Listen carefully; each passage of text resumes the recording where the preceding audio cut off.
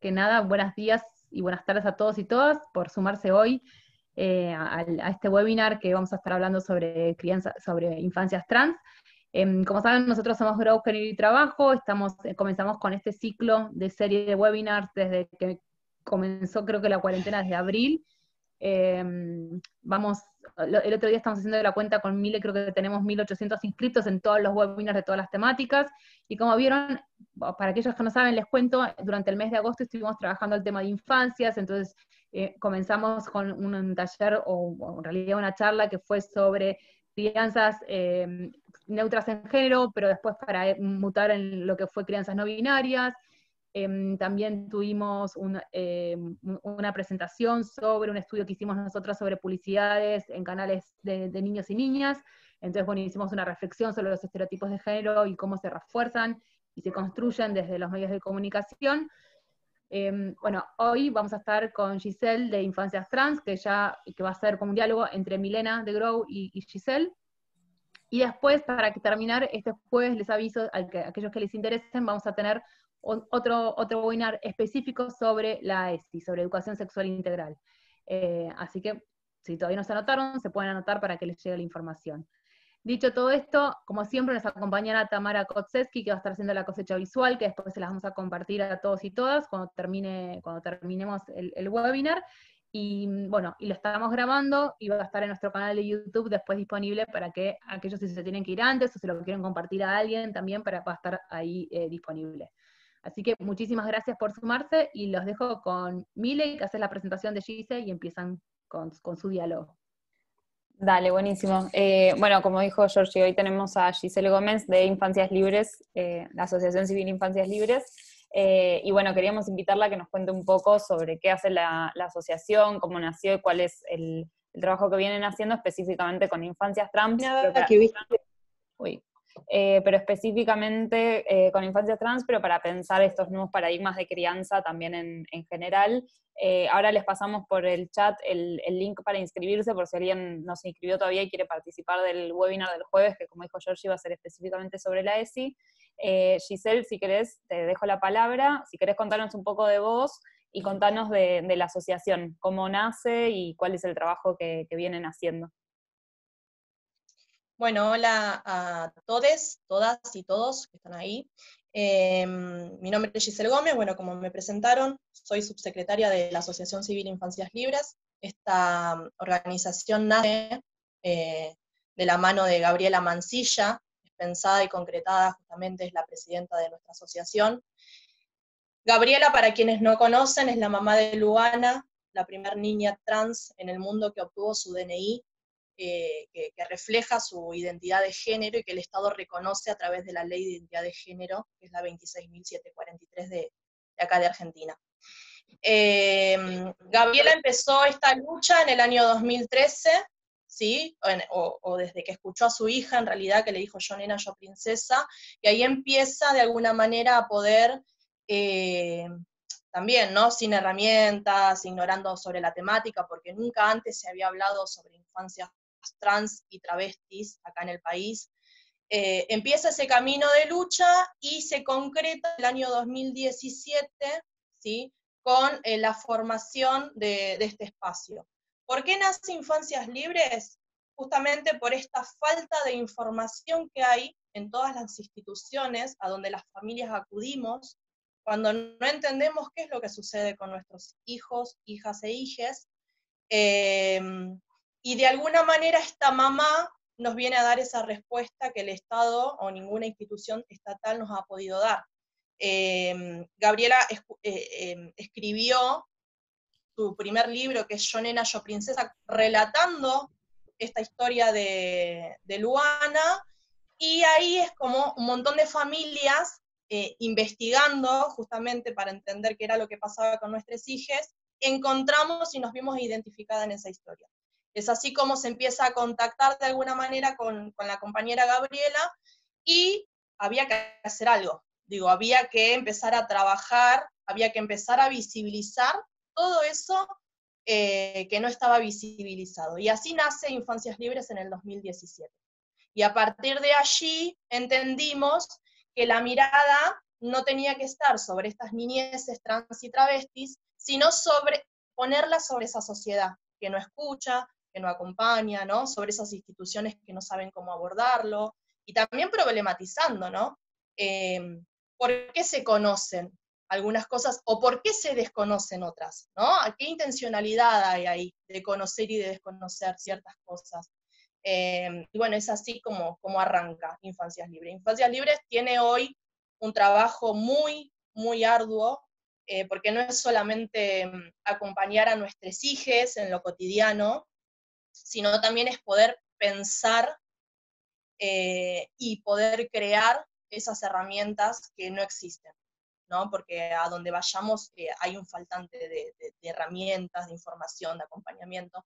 Entonces, empezar a incluso pensar en esa teoría que no existe, ¿no? ¿Y quiénes lo tenemos que pensar? Aquellos que la estamos vivenciando, escuchando a nuestros hijos y a nuestras hijas. Eso me parece que es primordial. Estas infancias no es que no tienen voz, sí, tienen voz y son escuchadas por nosotros y nosotras, y en base a eso empezamos a construir.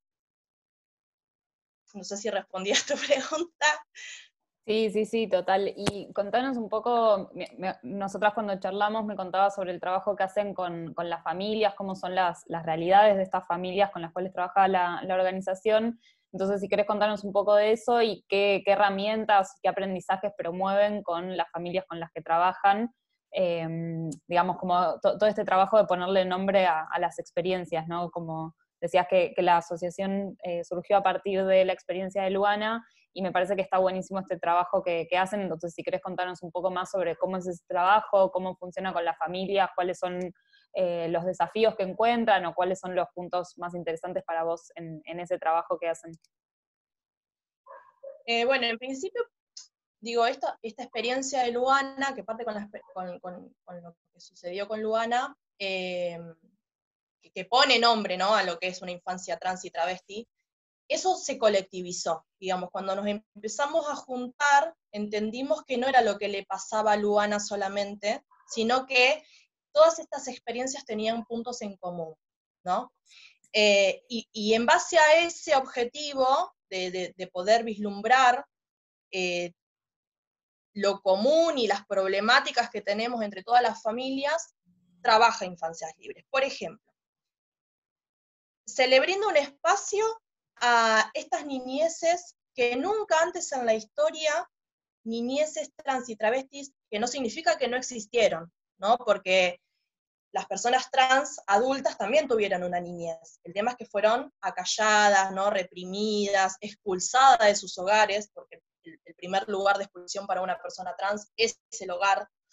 Pero acá, por ejemplo, en Infancias Libres, de alguna manera, estas familias venimos a romper ese primer lugar de expulsión, y estos niños tienen el acceso a la representación con la par, ¿no? Poder verse reflejado y reflejada y sentirse que no son los únicos y las únicas.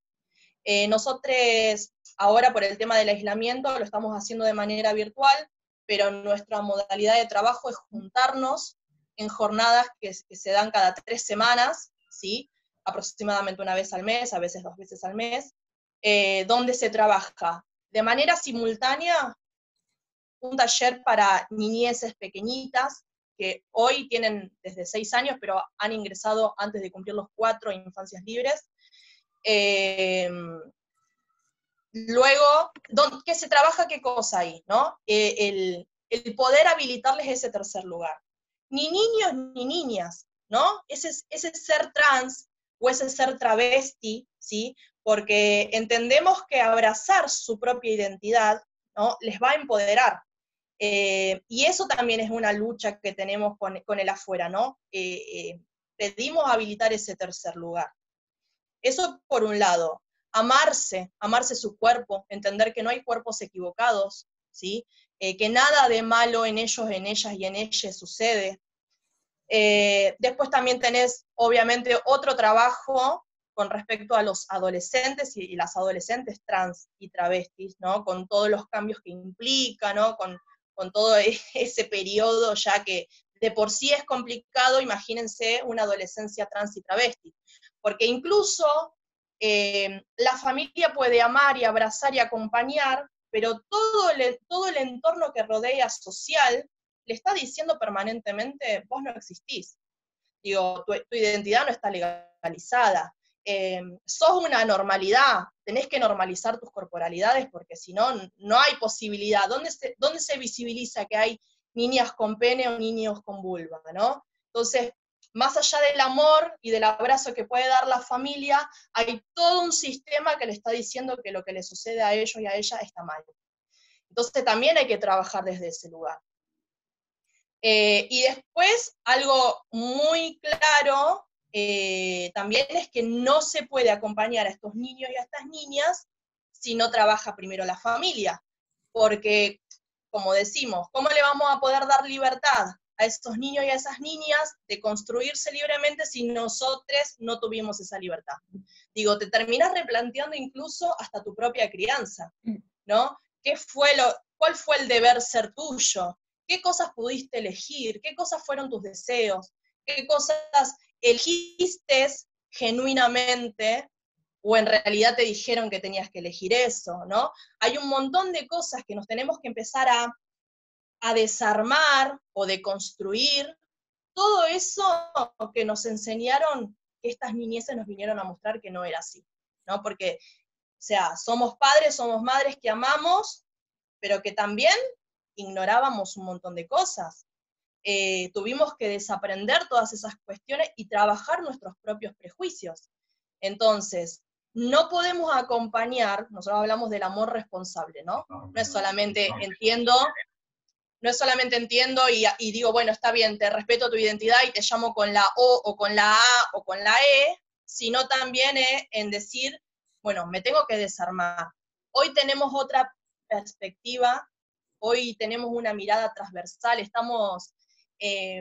nosotros decimos que tenemos agudizado el oído, tenemos agudizada la vista, ¿no? Permanentemente tenemos esa perspectiva travesti trans, de manera transversal. Por eso cuestionamos tanto este sistema, ¿no? No es algo apartado, no tiene que ser algo apartado, tiene que ser algo transversal a toda nuestra sociedad, a todas nuestras instituciones, a todo nuestro Estado, ¿no? No se puede seguir viendo como un bloque aparte a la diversidad, a la disidencia, a las niñeces trans y travesti, no binarias y las demás identidades. Bajo ese paraguas de diversidades y disidencias existen un montón de identidades que no se visibilizan, ¿no? Entonces ahí apuntamos, y ese es el trabajo que tenemos en Infancias Libres. También obviamente un papel fundamental lo tienen los hermanos y hermanas cisgénero que acompañan a estos niños y a estas niñas, que también tienen que elaborar sus propios prejuicios, pero que también acompañar esos miedos que tienen como hermanos y hermanas que acompañan, ¿no? Y yo creo que nos vinieron a dar libertad, estas niñeces nos vinieron a dar esa libertad que nunca habíamos tenido anteriormente, ¿no? Y esa visión de poder cuestionarlo todo. Es como una filosofía travesti trans, ¿no? Que se nos metió y que estamos cuestionándolo todo. ¿Pero en pos de qué? De construir derechos para todos. O sea, que esos derechos que tienen que ser universales no se transformen en privilegios para quienes sí pueden acceder, ¿no? Cuando faltan estos derechos en un sector que sería el más vulnerado de nuestra sociedad, la población travesti trans sigue teniendo una expectativa de vida de 35 años, y eso es lo que nos desespera a las familias, ¿no?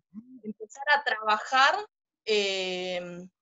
porque estamos desesperadas, porque queremos el cambio ya, porque no podemos esperar ese tiempo que la sociedad y que las instituciones necesitan para procesar los cambios. No, tienen que ser urgentes. Si no son urgentes y si no se atienden de raíz todas estas cuestiones en niños, niñas y niñes, después nuestros hijos van a tener que seguir peleando, como lo hacen hoy las personas adultas, trans y travestis, por políticas reparatorias. Y eso es lo que no queremos. Queremos que accedan a los derechos como todas las personas acceden, digamos, ¿no? Sí, totalmente, es re fuerte escucharte. Te leo algunos comentarios que hay por el chat y una pregunta, y seguimos con digamos, con estas pregunta y respuesta. Lu nos dice el derecho de poder elegir quiénes quieren ser, y Mauri nos hace una pregunta, dice que es muy interesante lo que estás contando, y que le gustaría preguntarte sobre el cómo trabajan con todo lo referido a una reconstrucción de las representaciones identitarias con las niñas. Y después, bueno, Alice dice, efectivamente el principal agente socializador es la familia, nos han introyectado lo que una niña o niño deben ser bajo estereotipos y roles determinados. De construir lo aprendido requiere de aceptación propia para aceptar la diversidad bajo un trato igualitario y equitativo. Entonces creo que está buenísimo esto de, empezamos pensando en la familia, ahora después vamos a hablar sobre, bueno, qué falta desde el Estado, desde instituciones especialmente como la escuela, que juegan roles tan importantes en las infancias. Si querés terminamos con esta pregunta de Mauri sobre cómo trabajan con lo referido a la reconstrucción de las representaciones identitarias con las niñas. Contanos un poco sobre eso, cómo, a mí lo que me interesa es saber bien cómo funciona esta deconstrucción de mandatos. Creo que es re interesante esto que decís de replantearse lo que una como madre o como padre aprendió en esta educación tan estereotipada y tan binaria que las personas adultas tuvimos, y cómo funciona esa deconstrucción más allá del hecho en particular de tener un hijo, una hija, un hijo trans. Primero, ante el primer comentario, está bueno también ponerlo y aclararlo, que incluso es algo que se piensa, y lo he pensado también, ¿no? Elegir quién quieren ser. Digo, la identidad de género no se elige. Eso como aclararlo también, porque el lenguaje es muy importante. Si estas niñeces no eligen quién quieren ser, o las personas trans y travestis no eligen que querían ser trans y travestis, ¿no? Son porque se sienten y porque se construyeron de esa manera. Cuando hablamos de identidad de género y se habla de la autopercepción, ¿no? Yo me autopercibo, en mi caso, ¿no? Femineidad, y soy cisgénero porque a mí se me asignó esa femineidad y yo me sentí identificada con esa femineidad. Está bueno poder decir que todas las personas nos autopercibimos, seas trans o seas cis, ¿no? Esas son categorías, y que también funciona con esto que veníamos hablando anteriormente. Desde antes de nacer una persona en una ecografía, por esa genitalidad, se le asigna o se le impone un género. Esa genitalidad está totalmente asociada en este sistema, ¿sí? Que es biologicista y que es binario, en dos casilleros. O sos varón o sos mujer. Y eso te lo va a dar el genital con el que vos naciste. Eso por un lado. Entonces, como replanteamos eso. Estas niñeces, digamos, no se sienten identificadas con ese género que se les impuso al nacer por ese genital con el que nacieron. Entonces, digo, lo aclaro porque muchas veces recaemos en el imaginario incluso social, cuando hablamos, son niñas que se sienten niños, o son niños que se sienten niñas y entonces eligieron ser, ¿no? Creo que la construcción de la identidad, nosotros siempre decimos que no tiene que ver ni con la corporalidad ni nada, ni con la genitalidad con la que nacieron, entonces eso me parece importante aclararlo. Eso por un lado. Ahora por el otro.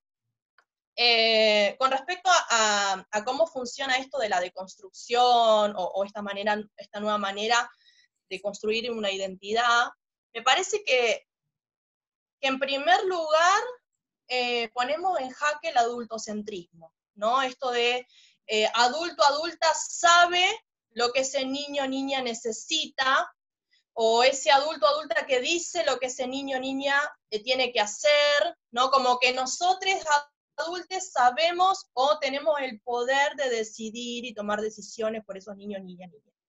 Entonces, en primer lugar ponemos en jaque ese adultocentrismo. Escuchamos, ¿sí? cuáles son estas, porque digo, las niñeces trans no tienen una problemática. Díganme si se me escucha porque se me tildó la imagen, perdón. Se escucha bien, ¿eh? ¿Vos nos escuchás? Listo, te perfecto, escuchamos bien. porque Sí, se me congeló la imagen. A veces pasa. Sí, escucho, pero no, se me tildó la... Perfecto. No, perfecto. Digo, quizás estoy hablando y nadie me está escuchando. bueno, venía con este tema empezamos a habilitar esa escucha con estos niños, niñas y niñes, poder ver qué es lo que les preocupa, ¿no? Porque, digo, ser trans, ser una niñez trans o travesti no tiene ningún tipo de problemática, por eso nosotros siempre damos vuelta esa mirada, ¿no? No hay que saber o ver a ese niño o niña, sino verme a mí. Nosotros siempre damos vuelta a esa pregunta, ¿no? ¿Qué te pasa a vos? ¿Qué le pasa a la sociedad con esa corporalidad? ¿Qué te pasa a vos con esa identidad travesti trans, ¿no? Incluso cuando empatizás con estas niñeces, que no se le nota que son trans, porque hoy pasan desapercibidas, por ejemplo en las instituciones, en el hogar, en el barrio, lo que sea, hoy empatizamos con estas niñeces. Ahora, ¿qué pasa cuando estas niñeces crecen, no? ¿Cuál es la reacción social? Por ejemplo, una travesti que está siendo prostituida en una esquina, ¿no? ¿Cuál es la reacción social que tiene la gente a la hora de acercarse? ¿Empatiza de la misma manera? Bueno, todas estas cuestiones analizamos y me parece que tiene que ver con eso, habilitarles a estos niños y a estas niñas se les habla muy claro. Ustedes no son el problema lo tiene la sociedad que no entiende. El problema lo tiene la maestra o el médico que te patologiza, ¿no? O ese psicólogo que tal cosa, ¿no? Ustedes no son el problema. Sus cuerpos no son el problema, ¿sí? Desde ese lugar, ¿no? Y por eso habilitamos ese tercer lugar. Hay niñeces hoy, por eso les digo, los cambios tienen que ser ya más allá de salvar vidas, estas niñeces van a pasarnos por encima, porque la tienen recontra remil clara. Incluso niñeces que entienden y están orgullosas y se reivindican como travestis. Acá la palabra travesti muchas veces la palabra se utiliza como un término peyorativo, ¿sí?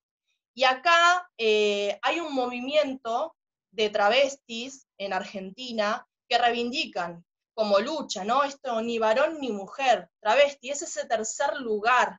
Y ese tercer lugar se les habilita a estas niñeces.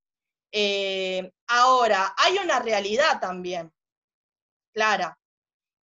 En Infancias Libres tenemos un microclima, le llamamos nosotros, ¿no? Es un microclima de amor, de acompañamiento, de no patologización, de orgullo.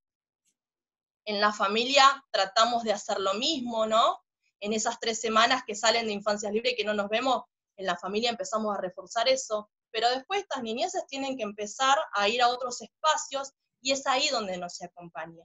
Y entonces es contraproducente, porque quizás lo que a nosotros nos tarda un montón en empezar a empoderar a estos niños y a estas niñas, con un comentario, por ejemplo, de un docente o de una docente, tiró, digamos, retrocedimos 10 casilleros para atrás.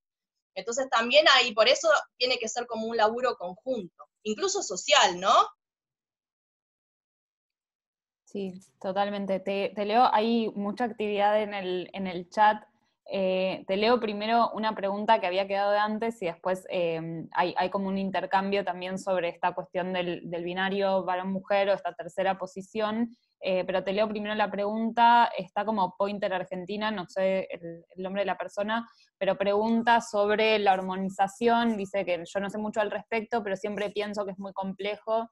La psiquis de un niño puede tomar semejante decisión de intervenir su cuerpo, y dice que piensa lo mismo al respecto de otras prácticas, como por ejemplo ponerle aritos a las nenas o cortarle el prepucio a los nenes en la religión judía. Creo que está bueno esta pregunta en relación a lo que decías de complejizar y problematizar este sistema adultocentrista, que me parece que esta problematización va muy de la mano con la problematización del sistema binario. Entonces, no sé si querías...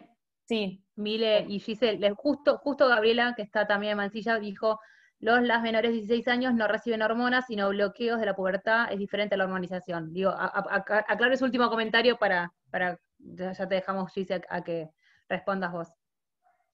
Sí, igualmente, una de las problematizaciones que hace Infancias Libres tiene que ver con esto. Estamos en contra de este sistema, ¿sí?, que de alguna manera lee permanente cuerpos, justamente binariamente, y que tiende a exigir la normalización. Nosotros como familia, ¿por qué trabajamos esto de amarse ese cuerpo? Ese cuerpo no tiene nada de malo, esa genitalidad no define tu identidad. Justamente tiene que ver con esto, porque entendemos, ¿sí?, que se les entrega a estos niños y estas niñas al sistema de salud sanos y sanas, y que eso puede traer problemas o sea, no hay estudios que nos puedan dejar tranquilas a las familias que si les entregamos a nuestros hijos y a nuestras hijas para, entre comillas, normalizar esas corporalidades, nos las devuelvan sanos y salvos como ingresaron, digamos, ¿no? Nosotros siempre hablamos de los bloqueos de la pubertad, como decía ahí la compañera, porque trabajamos con menores de edad. Los niños y las niñas no son sometidos a hormonizaciones, ni siquiera a cirugías y está bueno aclararlo esto, porque a veces hay como ciertos sectores que empiezan a tener este discurso de decir cómo van a intervenirlos quirúrgicamente a los niños, a las niñas, y si se arrepienten cuando sean... No, los niños y las niñas no se hormonizan, pero sí tienen que, antes justamente del desarrollo puberal, ¿sí?, empezar a hacer un montón de estudios y un montón de bloqueos justamente de la pubertad, pero que traen un montón de consecuencias para la salud, ¿sí? Entre ellas la descalcificación, ¿sí? Entre ellas, por ejemplo, una masculinidad trans que puede menstruar, se le corta la menstruación. Digo, nosotros justamente también ponemos en jaque eso. ¿Qué es lo que sucede con un varón trans que no puede menstruar? Pero esta sociedad dice que los varones no menstruan, por eso no tiene que menstruar, ¿no? ¿Por qué una niña trans no puede tener barba, ¿no? O sea, ponemos en jaque todas estas cuestiones. Si es una femineidad y si es una masculinidad, ¿qué lo hace? ¿La barba? Pero todo esto, estas representaciones están permanentemente sociabilizadas, digamos, ¿no? Tiene mano de hombre, tiene cuerpo de hombre. ¡Ay, no se parece! ¿No? Pareces una mujer. Todos estos comentarios están permanentemente. Incluso cuando entendemos que se habla o se entiende, incluso de compañeras que quizás entienden el tema de las diversidades y disidencias y cosas por el estilo, te lo hablan como un bloque aparte, o sea, no tienen esa mirada transversal, es lo normal o lo de acá y lo otro, ¿no? O entiendo cuál es tu identidad y te respeto, pero después digo que te estoy hablando, no sé, de genitalidades o de corporalidades de hombres y de mujeres.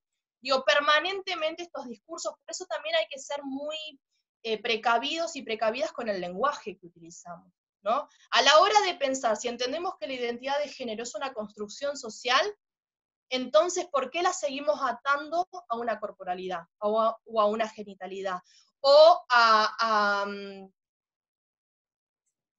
un aspecto, ¿no? A un aspecto de la corporalidad, como tener barba, como tener la voz gruesa, como tener una nuez, ¿no? Podemos entender que la identidad de género es una construcción social y que nada tiene que ver con esa corporalidad. Sí, quizás sí, pero todo el entorno y toda la sociedad y el Estado no genera políticas públicas, por ejemplo, educativas, habilitando esas identidades. Si yo no veo esas identidades, no las legalizo, no las puedo vislumbrar, entonces no están legalizadas en ningún lado. No tienen entidad. Se habla de lo travesti y lo trans como lo otro, ¿no? Y es lo que pasa. Sí, sí, total, ¿no? Es como esta cosa de, bueno, que no se note. Creo que también tiene que ver mucho con esto que decías de problematizar un sistema binario en el cual mucha gente termina diciendo como, bueno, si vas a ser trans, ok, pero que no se note, encaja en este cuerpo femenino o en este cuerpo masculino. Leo un comentario... Para no incomodar. ¿Cómo? Para no Claro, incomodar, para no... ¿no? Totalmente, esto, digo, Para no que incomodar yo no me a la entere. sociedad. Claro. Exactamente. Exacto, leo un comentario de Pau que había quedado de hace un par de minutos, que dice, como persona trans, quiero aclarar que no toda la población trans hay gente fuera del binario varón-mujer, diría que la mitad de la población trans son hombres y mujeres trans, otra mitad de la población trans se ubica fuera del binario, travestis y no binarias. Las travestis se reconocen en los pronombres femeninos, les no binarias somos les únicas que preferimos los pronombres diferentes a él o ella, no somos una identidad uniforme, tenemos tanta variedad como la que existe entre las personas cis. Y bueno, Gabriela le respondía esto de infancias y adolescencias, no de personas adultas, y cómo estas nuevas niñeces son una nueva generación.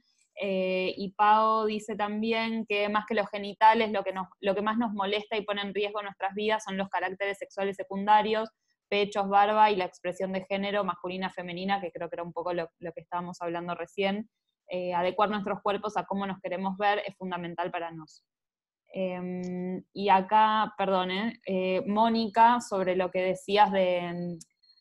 No, perdón, Malu agradece los comentarios sobre lo que preguntaba de hormonización, y Mónica dice, soy mamá de un hijo varón trans, y acá en Mardel no se respeta la ley de género, tuve que denunciar al colegio donde iba porque no respetaban su identidad, que tuvo que denunciar ante Derechos Humanos. Logré su rectificación de la partida de nacimiento después de 10 meses y 56 movimientos de expediente, tanto desgaste y angustia, pero ahí tenemos DNI y sigo abrazando la lucha por más derechos e inclusión. Si querés, aprovecho este comentario de Mónica para pasar a preguntarte y a que nos cuentes un poco sobre qué ves vos que falta a nivel estatal y a nivel social y específicamente a nivel escolar, que es de las instituciones más importantes que transita una persona en su infancia. Sí, quizás arrancar con el tema del DNI, que no, digo, la ley de identidad de género es maravillosa, nosotros siempre agradecemos la lucha travesti y trans, del colectivo travesti trans, justamente por haberla empujado y conseguido, ¿no?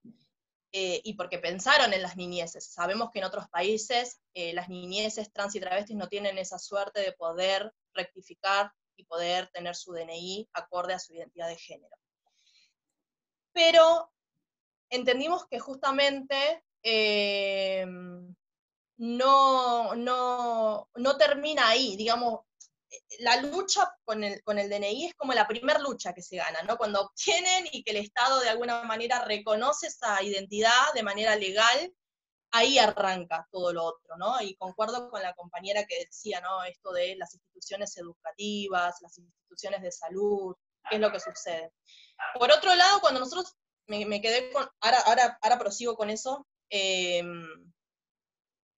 esto de cuando nosotros hablamos del tercer lugar, ¿sí? Del no sistema binario, lo entendemos, nosotros estamos hablando de la identidad travesti que sí está por fuera del binario, y que hay un montón de niñeces de 6 años, ¿sí? De 5 años, que se reivindican como travita, y que no quieren ese sistema binario, y que hoy en la actualidad las niñeces no tienen ninguna problemática con su corporalidad, ¿sí?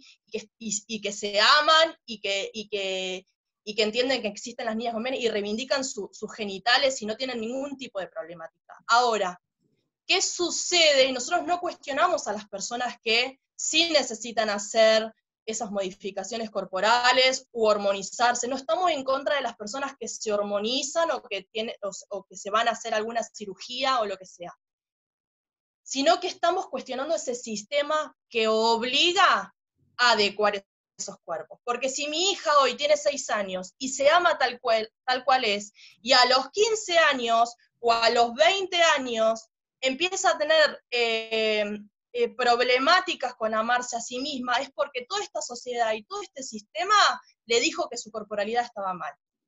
Y si tiene ese deseo de querer adecuarse, porque para mí la palabra adecuarse me da bronca hablar de adecuarse, digo, quiere decir que hay algo que está mal. Y ese es el mensaje que nosotros no les estamos dando a nuestros hijos. No hay nada de malo en ello. Entonces, si lo entienden ahora, pero llega la adolescencia y empiezan a tener conflictos con su corporalidad, es porque este sistema, así como está, no sirve. Les dijo que estaba mal, que tenían que adecuarse a esas corporalidades, y que seguramente si lo necesitan hacer por su salud psíquica, les vamos a acompañar como les acompañamos hasta ahora. Pero sin embargo, entendemos que no es un deseo genuino, porque hoy se están amando. Eso por un lado. Y con respecto a las problemáticas, me parece que la gran problemática que hay, y a la vez el gran desafío que tenemos de poder modificar, ¿sí?, para poder construir, es el sistema educativo. Lo creemos una herramienta de transformación social, y me parece que el sistema educativo es quien va a poder abrir ese camino para la transformación cultural, ¿no? Hoy necesitamos cambiar ese paradigma cultural. Las leyes las tenemos. Falta esa visión cultural, ¿sí?, como sociedad, y me parece que el sistema educativo es quien tiene ese trabajo en sus manos para poder hacerlo. ¿Qué es lo que nosotros decimos en el sistema educativo? Nuestros hijos y nuestras hijas, nuestras hijes, no existen, ¿sí? Es como que cuando vos vas a la escuela, primero muchas familias tenemos que ir con la ley de identidad de género en la mano y decirles que en su artículo 12 establece el trato digno, y por más que esa niñez no tenga el cambio registral, tiene que ser anotada y respetada, ¿no?, con su identidad de género.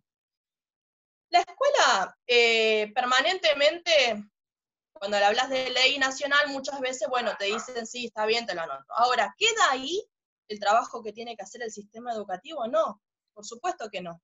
Porque no es solamente respetarle el pronombre por el cual ese niño o niña desea ser nombrado, sino que también es romper con esa estructura que permanentemente justamente separan dos desde el jardín de infantes, y ahí pasando por todos los sistemas, por todos los estados del sistema educativo, varón, mujer, nena, nene. Digo, una directora, un director o una docente se agarra de los pelos preguntando, la problemática de ellos es ¿a qué baño va a ir ese niño, niña, niñe?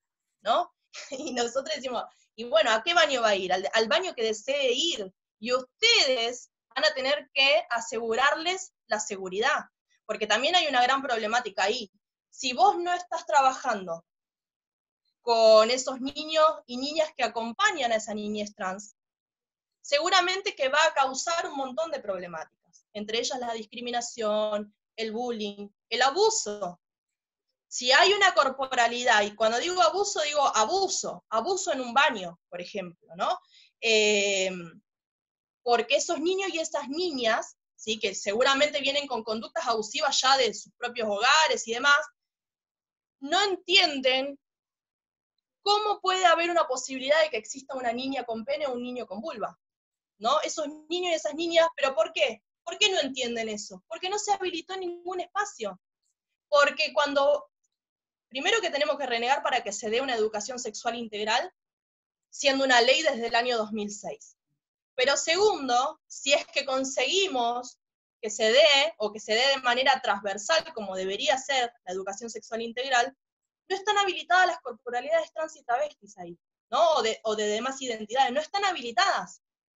Y esa es una gran problemática, porque genera un morbo también, ¿no? Es como que permanentemente nuestras hijas y nuestras hijas tienen que tener los genitales sobre la mesa y mostrando, ¿no? A ver qué es lo que están haciendo con eso. No, pero a la vez tenés que estar visibilizando, sin exponer a ese niño, niña, niñe, visibilizar sus corporalidades, pero sobre todo sus identidades. Porque no solamente, yo siempre digo lo mismo, no va a convertir a nadie en lo que no es, pero sí va a habilitar ese respeto, y sí va a generar una sociedad más respetuosa, ¿sí?, más abarcativa. No utilizamos la palabra inclusión porque nos parece horrible, porque la inclusión es que el sistema quede así como está, incluyo a lo otro que es distinto a mí. No, nosotros queremos que vengan, que las niñeces trans y travestis estén dentro del sistema, pero construyendo algo nuevo. ¿Sí? Porque así como está este sistema fracasó, como lo dicen un montón de travestis y de trans, este sistema, Marlene Guayar, ¿no? Este sistema fracasó. Somos un fracaso como sociedad. Y esta perspectiva nos hace pensar que con esas niñeces adentro de los organismos estatales, instituciones educativas de salud, lo que sea, van a construir cosas nuevas. Obviamente que acompañándoles, pero tiene que ver con esto. Ese sistema, yo creo que tiene que ver con incluso, es ¿qué me pasa a mí? Siempre la pregunta es esa, ¿qué me pasa a mí con lo trans y con lo travesti? Cuando vos le vas a plantear a la escuela, va a poner en juego los prejuicios que traiga ese docente, esa directora, qué ideologías, no sé, religiosas tiene esa persona, porque más allá de que sean escuelas laicas, públicas y demás, se ponen en juego un montón de cuestiones, ¿sí? Y que sin trabajar, así como yo te decía hoy, no podemos acompañar responsablemente a una niña de trans si no pongo yo esto de la deconstrucción o desarmar estos prejuicios que tengo. Pasa lo mismo en el sistema educativo. Yo puedo ir a hablar a una escuela o se puede dar una charla, pero si no te pasa por el cuerpo, si no sentís esa necesidad de urgencia, si no sentís que estos niños y estas niñas tienen que pasar esa expectativa de vida de 35 años, si no te sentís responsable como sociedad. Porque cuando yo acompaño a mi hija, me siento responsable, porque anteriormente vi un montón de travestis y de trans siendo prostituidas en una esquina y nunca me pregunté por qué. Y hoy, que soy activista justamente por tener una hija trans, me doy cuenta de que es el camino que le da el Estado a esas travestis, a esas trans, ¿no? Porque no tienen posibilidades, porque fueron expulsadas del hogar, porque fueron expulsadas del sistema educativo, porque no acceden a un trabajo. Entonces, todas esas cuestiones me parece que es lo que nosotros vamos a interpelar cuando vamos a hablar al sistema educativo, y muchas veces dicen, bueno, hay otras urgencias, ¿no? Hay pobreza, bueno, también pasa con estos niños y estas niñas. No, porque ninguna población tiene una expectativa de vida tan baja. Entonces, el cambio tiene que ser ya, tiene que ser urgente. Yo tuve que reconocer como feminidad cisgénero que tengo privilegios al lado de mi hija. Y en base a eso empecé a construir. Entonces, si yo, a ver, siempre decimos, o sos responsable por acción, o sos responsable por omisión. Si no haces nada para que esto no cambie, sos tan responsable como aquel que violenta, que caga palo, que mata, que viola, sos tan responsable, o como ese Estado que no hace nada, ¿no? Eso por un lado en el sistema educativo. Y después sí. No, pero un minuto te tengo nada más, y mientras le doy tiempo a Mile que mire todos los chats, porque también, como dice ella, está explotando. Hay una actividad interesante, sí. Pero me parecía súper interesante, quería rescatar un par de cosas que dijiste. Nada, esto, es decir, este sistema que tenemos de creencias y que da, y que valora de determinada manera determinados cuerpos y determinadas identidades y también determinadas orientaciones sexuales, ¿no? Entonces, como decías vos, cómo nos apela a que cada uno podamos reconocer nuestros propios privilegios para después entender desde ese lugar qué es lo que pasa hacia los demás. Y también me llamaba muchísimo la atención esto de la ceguera que hay en relación a, en general, en las infancias y los cuerpos de las infancias. Es decir, el 50% de las niñas no están no se sienten cómodas con su cuerpo. Una de las causas de muerte dentro de las mujeres, creo que no me acuerdo si es la quinta causa de muerte de mujeres, tiene que ver con trastornos alimenticios. Digo, y esto está totalmente relacionado a un sistema donde estamos incluidos. Igual es como decís vos, y esto de esta mirada interseccional, donde es decir, hoy las personas más vulnerables tienen que ver con las personas trans que llegan a una expectativa de vida de 35 años, ¿no? Cómo estas situaciones y vulnerabilidades terminan afectándoles en mayor medida. Nunca había escuchado esta idea que traías o que traen ustedes sobre el amor responsable, y me parece maravilloso también para asumirlo es decir, reconocer el amor, pero también es qué hago con eso, ¿no? Esa movida. Y bueno, se armó todo un debate en el chat que ahora Mile te puede contar sobre el tema del deseo, si los adolescentes es un deseo genuino o no, el tema de la modificación de sus cuerpos, y estoy totalmente de acuerdo con lo que planteaba por ahí Gabriela también. En tanto es muy difícil poder, hasta nosotros como adultos, como considerar hasta qué medida nuestras decisiones fueron totalmente libres cuando vivimos en un sistema que nos dice qué es lo que tenemos que hacer, ¿no? Entonces, creo que ahí está el poder de la desconstrucción, es entender hasta qué punto eso es realmente libre o no, o las decisiones que hemos tenido. ¿Somos feminidades cis porque no nos quedó otra cosa, o era tan fuerte también y heterosexuales, ¿no? O era tan fuerte el mandato que no hubo otra opción en nosotros. Digo, eso también creo que es como para preguntar. Es que eso es lo que nos vivimos preguntando nosotros, las personas que acompañamos a estas niñeces. Digo, partimos de esa base. ¿Con qué jugué? ¿No? ¿Jugué con lo que me gustaba o jugué con lo que me impusieron? Me gustaban los colores que eran destinados a las niñas porque por un deseo genuino, o porque me lo imponían, porque no tenía posibilidad de elección. Estas niñeces tienen otras posibilidades. Estas niñeces, vos que hablabas de sexualidad, de orientación y demás, estas niñeces se construyen, por eso les digo que nos van a pasar por encima, se construyen como feminidades travestis lesbianas, por ejemplo, masculinidades trans gays, ¿no? O sea, que está todo interrelacionado y que no es entender solamente, pero porque eso, ¿saben qué pasa? Lo vemos desde nuestra lógica cisgénero y desde nuestra lógica con las que nos criaron. Varón, mujer, heterosexuales, la presunción de la heterosexualidad, obligatoria, ¿no? Como único camino. Y al habilitarles esta libertad a estos niños y a estas niñas, vienen a romper con todas estas cuestiones. Eso por un lado. Ahora, por el otro, nosotros ponemos el concepto de amor responsable, pero también el de crianza colectiva. Y el de crianza colectiva tiene que ver con esto justamente, ¿no? Con que no es solamente nuestra responsabilidad lo que le pase a nuestros hijos y a nuestras hijas, ¿sí? Si bien somos las familias, padres y madres responsables, nuestros hijos van a ir a la escuela y van a ser responsables de la escuela, de esa docente, de esos directivos, ¿no? Nuestros hijos van a salir a la sociedad y va a ser responsabilidad de la sociedad de lo que pase con nuestros hijos y nuestras hijas, ¿no? O sea, esa crianza colectiva tiene que ver con esto, es responsabilizar a todos de lo que le pase a nuestros hijos y a nuestras hijas. Nosotros estamos responsabilizando, nos hacemos cargo de nuestra parte, por supuesto,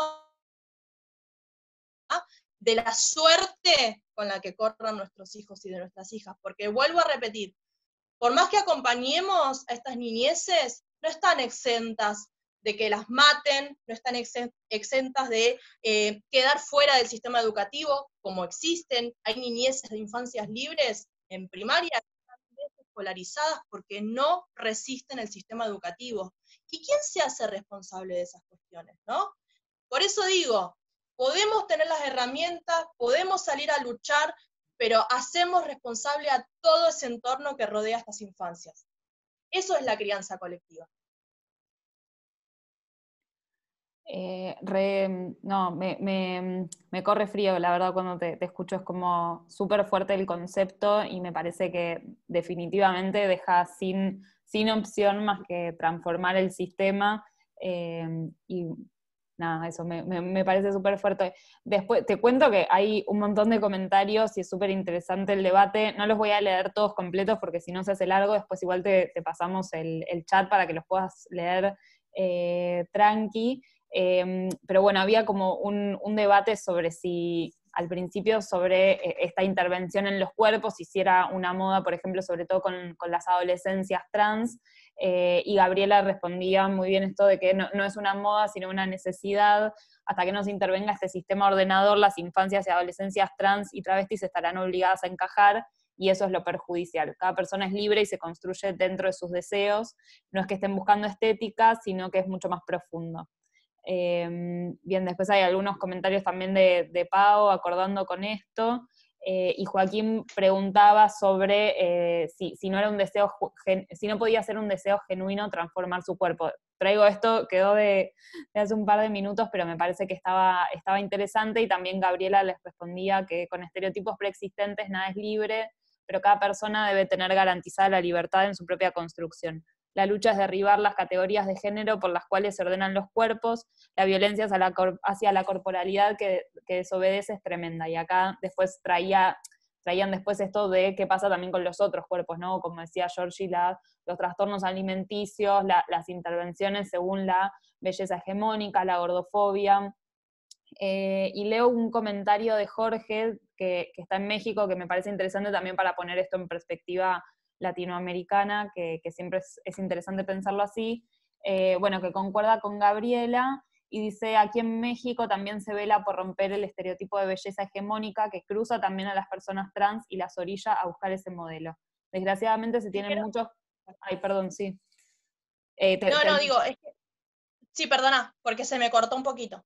Ah, no, decía que Jorge nos deja un comentario, él está en México, y digo que traigo este mensaje solo porque me parece interesante también poner en perspectiva latinoamericana. Dice que en México también se lucha por romper el estereotipo de belleza, pero que desgraciadamente se tienen muchos casos de chicas trans que terminan inyectándose aceite de cocina en el cuerpo para tener cuerpos esculturales con todos los riesgos evidentes para la salud, combinando con algunas otras cuestiones como trastornos alimenticios y lo que mencionan.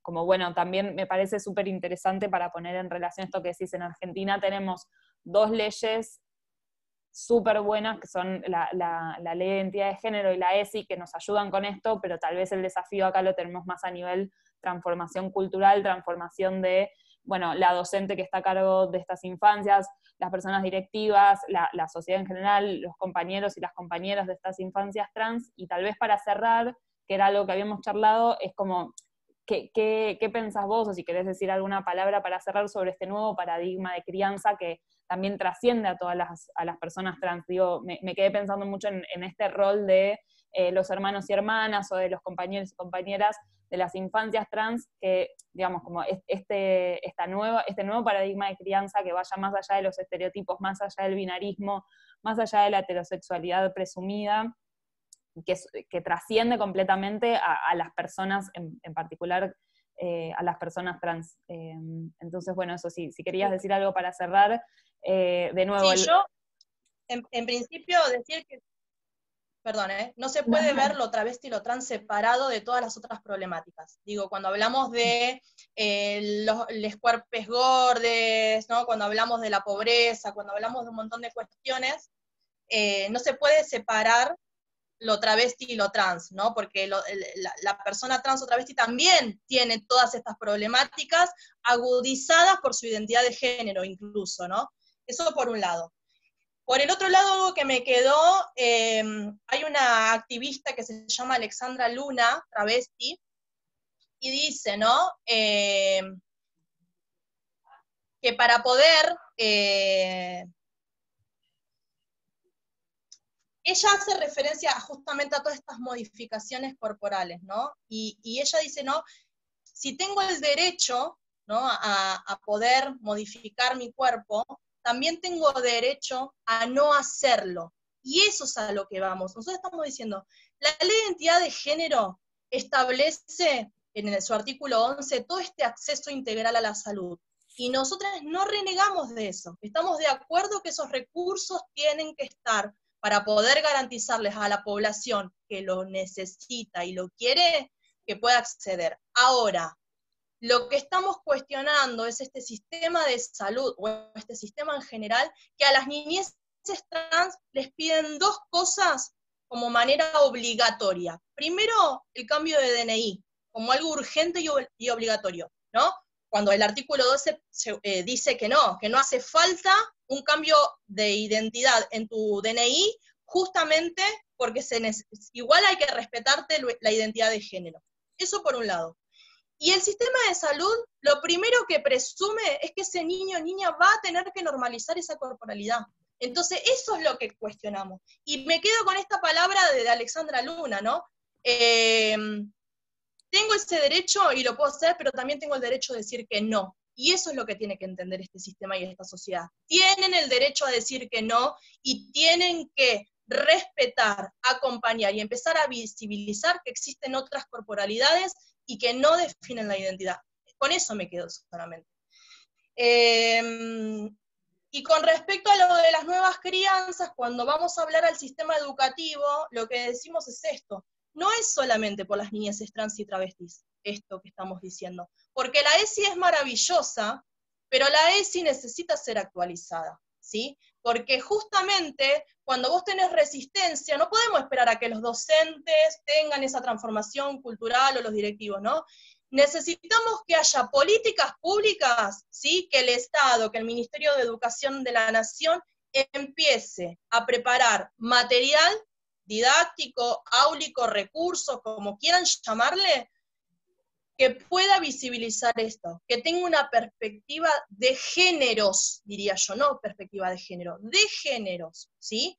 Que pueda visibilizar todas estas identidades, estas corporalidades, y que sea un material bajado a nivel nacional, donde los docentes y las docentes, obviamente que paralelamente con una actualización de la educación sexual integral, no haya resistencia alguna, porque tengan que hacerlo y cumplimentarlo como corresponde.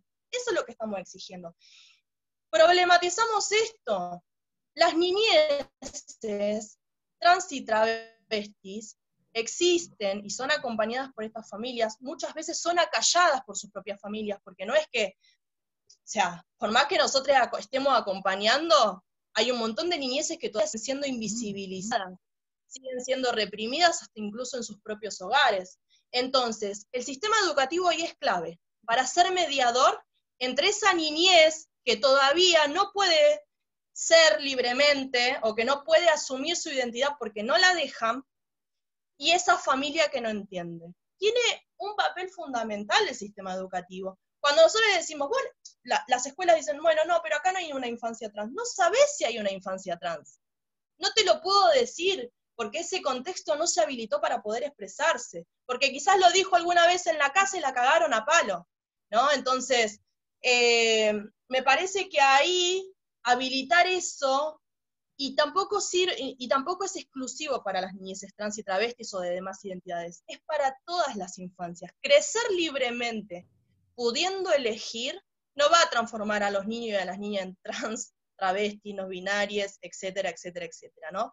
Va a forjar una sociedad más igualitaria, que me parece que tiene que ver con eso que queremos construir todos, ¿no? Una sociedad equitativa, igualitaria, con igualdad de oportunidades, una sociedad menos violenta, ¿no? Masculinidades que dejen de violentar a las feminidades u otras identidades, ¿no? Es como ampliar todo ese paradigma en cuanto a las crianzas libres, en cuanto a la educación, que quizás no la reciban en su hogar, pero que en el sistema educativo les pueden mostrar que existen otras posibilidades, y eso va a forjar, o es en pos de generar una sociedad mejor, ¿no? Como dice Susie Shock, no queremos ser esta humanidad, ¿no?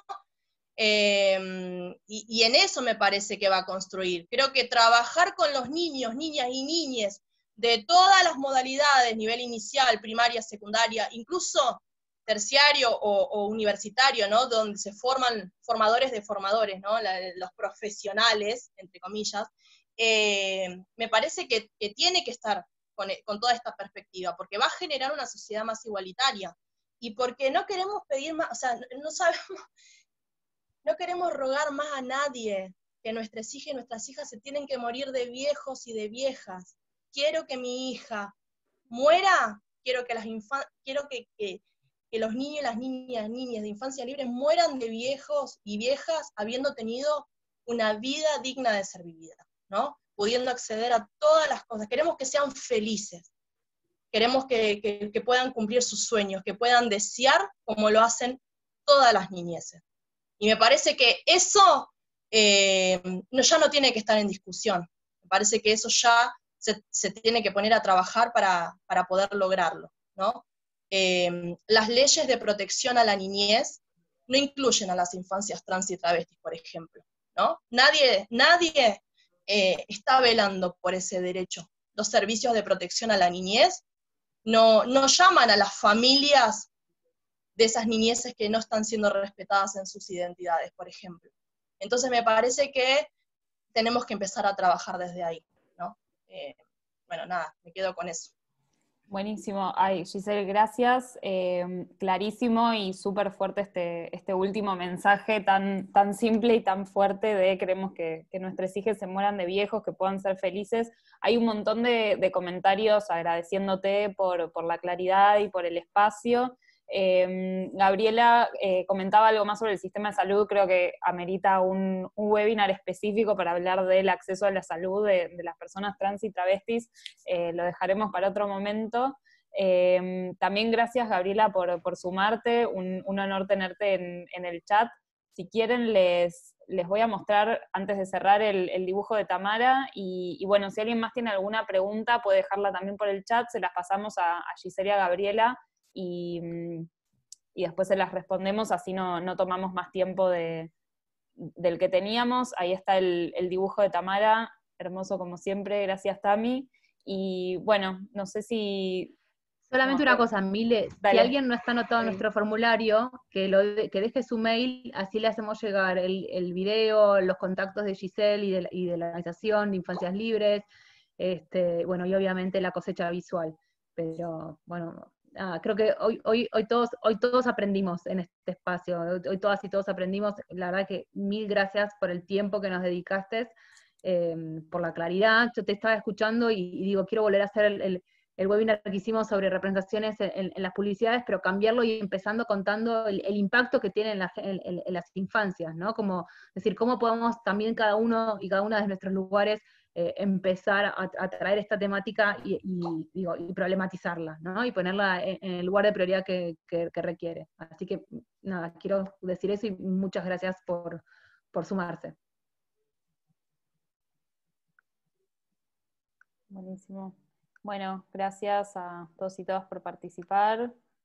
Y bueno, nos vemos el jueves, quienes quieran inscribirse para el de ESI, y seguimos en contacto. Gracias de nuevo, Giselle y Gabriela. Hasta luego. Bueno, gracias a ustedes por visibilizar también las Buenísimo. experiencias. Chao. Chao, gracias.